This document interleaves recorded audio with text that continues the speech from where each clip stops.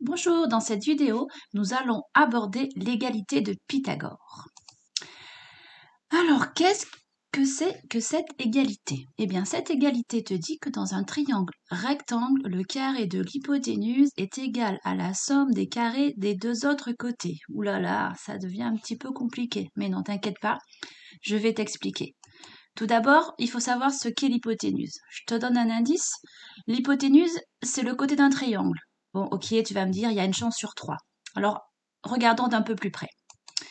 Voici un triangle. L'hypoténuse peut être ce premier côté. Est-ce que c'est ce côté? Ou est-ce que c'est ce côté?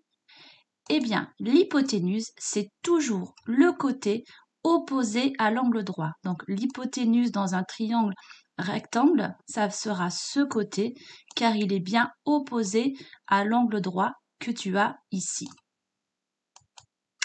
Alors, comment écrire l'égalité de Pythagore?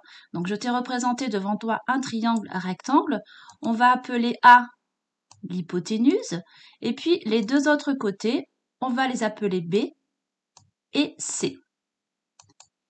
L'égalité de Pythagore nous dit que le carré de l'hypoténuse est égal à la somme des carrés des deux autres côtés. Alors, je te propose de l'écrire un petit peu différemment et puis on va essayer de voir comment traduire cette égalité de Pythagore de manière mathématique. Bon, tu vas me dire, voilà, c'est trop dur, mais moi je vais te dire de suite, non, c'est pas dur, tu vas voir, tu vas très très vite comprendre.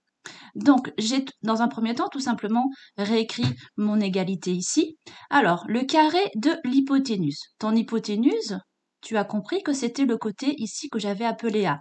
Donc, le carré de l'hypoténuse, on va écrire A au carré, est égal, bon, le signe égal, tu le connais, à la somme des carrés des deux autres côtés. Les deux autres côtés, c'est B et C.